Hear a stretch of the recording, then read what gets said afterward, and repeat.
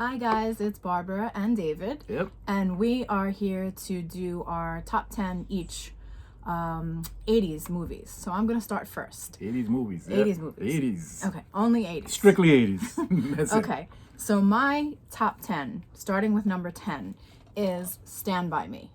It's not even opened. Stand By Me, River Phoenix unfortunately passed away, but he was amazing in this. Actually, all the boys were. And then there was what's his name, the chubby little guy, Jerry O'Connell. He was adorable. Jerry O'Connell, and he grew up to be an actor as well, continued on with his career. But it was amazing coming of age. And then if you didn't see it, I mean, just see it because it's really worth a watch. I'm not sure if this film would get made today because there was a lot of kind of, I don't know, just a little different than what movies are made today. So that's my number 10. Well, speaking of Jerry O'Connell, I actually worked with Jerry O'Connell on the TV show Billions. Little trivia for little you. trivia. Okay, my number 10 is Ridley Scott's Blade Runner. Blade Runner is one of the most amazing sci-fi films ever made. His direction, Harrison Ford's performance in this, the cinematography is just out of this world. The sequel was actually quite good also with Ryan Reynolds and Harrison Ford back in it. But Blade Runner, one of the absolute best sci-fi movies ever made. Edward James Olmos is in this also. A lot of you remember him from Miami Vice. Yeah, great movie. Yep, number 10. Okay, my number 9. It's very hard to do this because there's a ton of other movies that I would have liked to have put in here, but this is how I deduced it. Deduced it? Deduced it. That's a good one. I had to deduct my other choices just to narrow it down. So anyway, my number 9, Pretty in Pink. This is classic. Absolute classic movie. Molly Ringwald, Andrew McCarthy, John Cryer. They all went on to have pretty decent careers, I would say, for themselves. This was probably one of my those ones that you could just watch over and over and over and over again. I think the characters were really well developed in this, and it wasn't just your typical 80s, 80s John Hughes movie. There was I don't want to say a lot, but there was some controversy with this because of doing, like, James Spader, also another amazing actor, and he went on to be huge. But there was controversy. Yes, Blacklist. Yeah. That you also. I worked on the Blacklist. He's plugging himself. I'm plugging myself, actor. Yeah, but there was a little controversy back in the day when they were pitting Andrew McCarthy's character against Andy with the different social economic situations and things like that, and that's why they didn't get along, but that's what made the movie great. So didn't see it, go see it, because it still gets released sometimes now and again in movie theaters, but really good flick. Number 9, James Cameron's The Terminator. Now James Cameron, like I said, this top 10 list was so difficult because I would have put in a lot of James Cameron films in here, like The Abyss. I don't even think I have that in here. But The Terminator was the one that started it all. Terminator 2 is just an amazing movie, but that came out in the 90s, so that's another video there. But The Terminator, the original, wow, this movie is just a classic. This is must-see viewing for everyone. Terminator, good movie. Okay, so what are we up to? 8? You're number 8. Okay, 8. Can't do a top 10 without Dirty Dancing. At least I can. Dirty Dancing has a little bit of everything. Jennifer Grey, Patrick Swayze. Initially, I wasn't that thrilled with the casting, but for some reason, as I got older and I've watched it 9,000 times, I really don't mind it. I didn't really care for Jennifer Grey's character too much, but like I said, as I got older, I appreciated it more. A lot of great acting, great choreography. Unfortunately, again, Patrick Swayze is not with us. Ghost. But that's... Ghost is nice. So, but yes, and the soundtrack, of course, was amazing too. Just a love story, wrong side of the tracks kind of thing. Again, similar to Pretty in Pink. Age difference, that kind of thing. But awesome movie. I think pretty much everybody has seen this movie. But Yeah. What are we at? 8? That was number 8 for you. Okay. Number 8 for me, Back to the Future. But Back to the Future was really great. Came out, what, in 84, I believe it was? But this is the box set. The one that I love is Back to the Future Part 2. But Back to the Future Part 2 will not be great if it was not for Back to the Future 1. So give props to Back to the Future 1. But Part 2 was just a brilliant movie. I love Back to the Future Part 2. Great movie. Hoverboards. And funny enough, so far I wouldn't have picked any of David's, and I don't think David would have picked we any didn't pick, of mine. no. So we didn't pick the same we movies. Even though sometimes we probably would agree with some of the 80s movies, but okay. Some on the list, yeah, we would agree. Like this one, this one, yeah, we agree on this one. So this is my number 7, I think? Yeah, that's number 7. Okay. Yeah. Cujo. Cujo is the shit. Excuse me for my profanity. Cujo is an amazing movie, horror, thriller, and the thing that I like about it is I really like the fact that it basically takes place the whole time in a car. And it's the little boy and the mom and the dog. It can be like a little silly, but I feel like it was done so well that you kind of like you suspend your disbelief kind of thing, and you're thinking this dog is literally not letting them out of this car. So Cujo's good. Badass movie. What's great about Cujo? Dee Wallace is in that, and I got on my ET shirt. Funny enough, ET did not make this top 10 80s, but well, I guess I'll have to do another list. Oh, and I have a bad thing to admit. Oh, what's that? Never saw E.T. What? Bits and bits Be and gone. pieces. Bits and pieces, but okay. Okay, so what are we up to? This is number 7. Oh, Arnold again, Predator. This movie is a badass movie.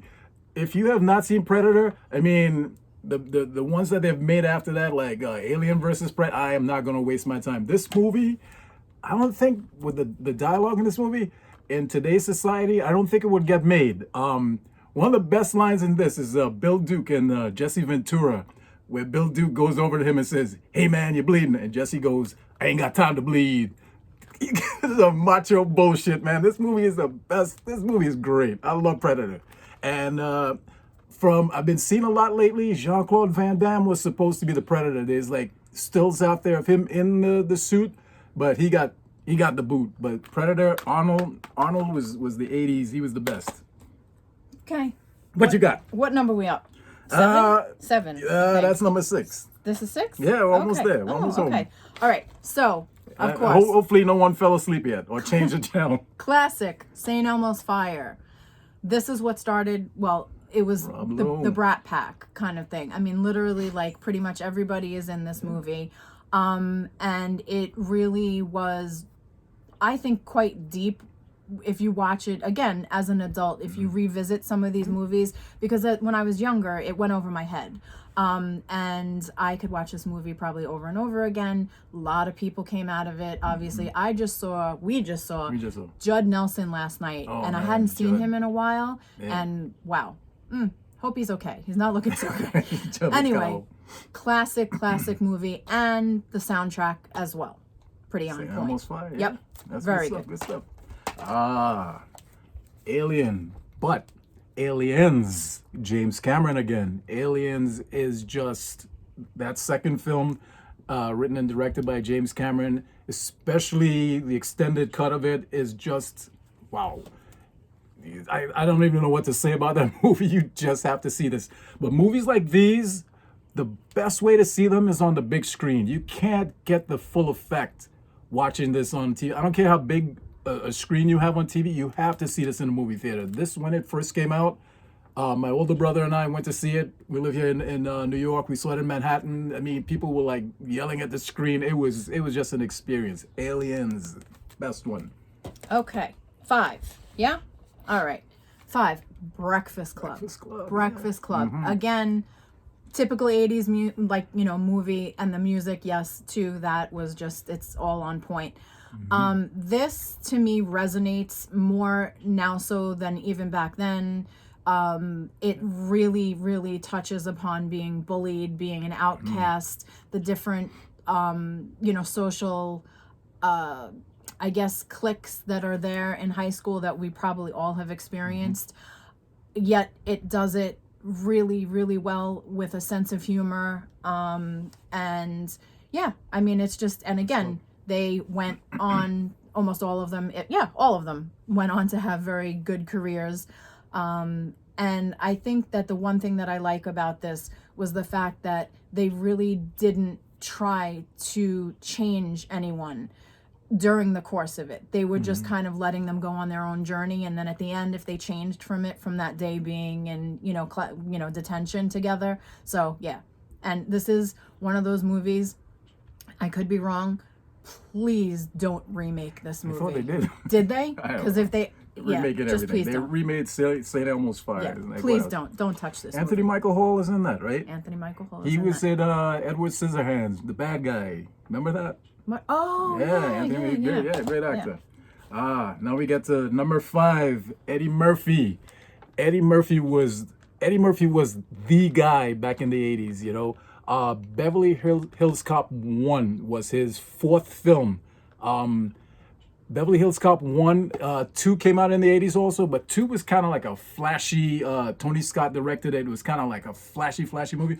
But the first movie, the action, everything about it was so believable, the blend of comedy and drama, that Beverly Hills Cop, Eddie Murphy was the king back in the 80s, Eddie Murphy. Yep. Okay. This movie, This we agree. where are we? 4? Top 4? Yeah, we're getting to 4 now. That was Friday the 13th. Yeah. Love this movie. Yeah. Love this movie. This was this came out, and it wasn't like Jaws behind us. Oh, That's sorry, the wasn't- Jaws. You guys see Jaws behind it. I'm sorry. So it wasn't like Jaws, but it had that element of you didn't want to go to a sleepaway camp and you didn't want to go in a lake after that. And I remember, yes, Kevin Bacon was in it for a short period of time. I remember I had a sleepover party, and my dad, we were watching this, and I think we definitely had it on VHS, and we were watching this, and my dad came in with an axe while my friends and I were watching it, and he succeeded and scared the crap out of us. But yeah, absolute classic, horror movie, just done absolutely perfect. And again, they went on to make 9,000 of them, which wasn't necessary, but remade that also. Yeah. But this one right here is just nothing left to say. Yep. As you guys can tell from my last video, huge Prince fan. But this movie right here, Purple Rain. Purple Rain is just, it's a classic. The soundtrack album in my top 10 favorite Prince albums, the soundtrack album is not on my top 10, but this movie, and what's great about this, came out in 1984. Up until this point, you never really heard, as a Prince fan, you never really heard him speak, and to see him in this film, it was just great. And the soundtrack works with this film. He actually won an Oscar for the music of this film, which is awesome. Prince, but we already did Prince, but Purple Rain, the movie, great movie. Okay. Can't have a top 8, at least I can't, without this. Karate Kid. The thing that I love about this right now is that currently Cobra Kai. I mean, it has taken off, and I'm so happy that it has. This movie was really one of my all-time favorite movies. Just the relationship, the dynamics of the teacher-student, but yet the friend-family thing, and Pat Morita just Mr. Miyagi. Just killed it. Miyagi-Do. Absolutely killed it in this. Yeah. And I love how now Cobra Kai is honoring him as well. They're doing a fantastic job. Yeah. But Karate Kid, Ralph lived on Long Island, still does actually. Not too far from us. I wanted to meet him so badly, and I still do. If you're out there, I know you're at the Islanders games, Ralph. Probably that's the Islanders fan. So anyway, Karate Kid. Love it. Yeah, that's good stuff. This movie is so, when it first came out, even today, it's so relevant. Spike Lee's Do the Right Thing. This movie should have won. It was nominated for the screenplay for this film, but with all that's going on in the world, this is so relevant today. But it's such a well-made movie. Yeah, do the right thing. In all forms of life, just do the right thing. That's it. Yeah. Okay. Second, Last American Virgin. I don't know if this is too big of a hit for like a lot of people, but I love this movie. Again, soundtrack absolutely crazy. And I really like they made the male character a little bit more vulnerable than I was used to seeing. And again, definitely another one of those movies that you have to rewatch as an adult, because stuff, right over my head when I was younger. Obviously, by the title, you know something is gonna. It was very, yeah. And again, like we keep saying, like the Porkies and things. Nowadays, I really think that they would probably water this down and not be able to show a lot of the things. You know, it's dated if you watch it now, but it's a good ride. And again, the soundtrack, love the soundtrack. And you know, not too many. I don't think too many people like the other 80s movies came out of this. But still, one of my favorites. It's a great movie. Number 2. 48 Hours, Eddie Murphy and Nick Nolte.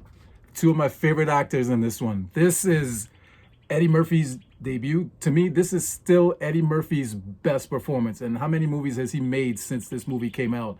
But this was he was on Saturday Night Live at the time, and he did this. This was actually supposed to be Richard Pryor and Gene Wilder, because they switched it. Nick Nolte, the studio wanted to fire Eddie because they said he wasn't funny enough.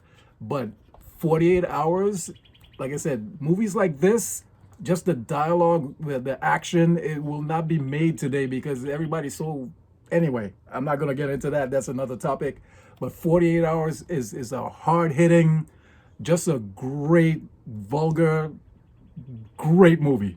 And the two of them, the chemistry with Eddie and Nick, I mean, they did... another 48 Hours, which wasn't as great as this one, but this movie is just amazing. And Eddie Murphy, I think this is still his best performance. He's always like, to me, Eddie Murphy, I love Eddie Murphy. He's got that gimmicky way about him in his performances, but this one was just straight acting, and he was hilarious in this movie. 48 Hours, great movie. Okay, my top. Your top! Which I think a lot of people...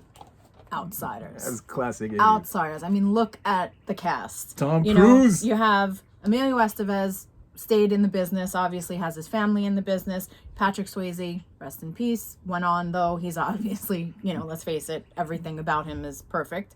Matt Dillon, still around, still looks good. Yeah, he hasn't aged either. Funny, actually. I like that he started taking like more comedic roles. Rob Lowe, man, doesn't age either. He's all over the place, with the, what's that fire one that he does now? Yeah, but he's got some new comedy thing. And he does podcasts and stuff. Yeah. Tom Cruise. I'm not going to even. Yeah. C. Thomas Howell, amazing. He was in E.T. actually, C. Thomas. Yes, he was little. And then my boy Ralph. Okay. So this movie really was, again, it's Socs and the Greasers, and things can still be relevant today in just different terminologies. I thought this was a really, really deep movie. I know some people weren't thrilled with the fact that they killed Johnny, but do it for Johnny, man. I actually like that they did, because I think there's truth to it. I feel like nowadays, if they were to remake this, they probably wouldn't have killed him, and they would find some way that he came back or whatever, and he made it through. But if you haven't seen this, and I just blew it for you, you should be ashamed of yourself anyway that you haven't seen this. But what rock you living under? And the S.E. Hinton's book that it was adapted from, also amazing. So yeah, that's your top 10? That's my top 10. And this is my number 1. But like I said, this was such a difficult list to come up with. But this movie right here, Steven Spielberg, Indiana Jones, but not Raiders of the Lost Ark, Temple of Doom. Temple of Doom is just the lines, the dialogue, the direction. I know it's a really dark one, a really dark movie compared to the other ones, but Indiana Jones and the Temple of Doom is hands down the best for me. The 80s, the best. Now there's so many other great movies like Empire Strikes Back and Oh, I thought you. Go ahead. I wanted to. boom. Yeah, go ahead. Empire Strikes Back, great movie. Oh my God, E.T. Like I said, E.T. should be on that list. We're not naming anymore. Poltergeist. Oh yeah, Poltergeist. All those movies, but Yep. Indiana Jones and the Temple of Doom, Spielberg, that's the best of the series. I'm looking forward to the new one, but Temple of Doom, great. Okay. Alima, And if I could shoot add today. two, I'm gonna add because he's adding Little Darlings and Terms of Endearment. Two of the best. Yeah, that's a good movie. So, if you can, please, if you watched it and you actually endured the 20 minutes of us, Sorry about that. please click like, subscribe to David's channel, and we might keep this up for as long as you're. We might do horror next or something like that. And like David always 90s says, movies. or 90s movies. Yeah. And like David always says, if you want to add in your your top 10, top 5, or if we missed something that you're appalled by and we didn't say it, then please, by all means, add it, okay? Yeah. So, all right. Much love. We'll see you guys on the next side. Bye.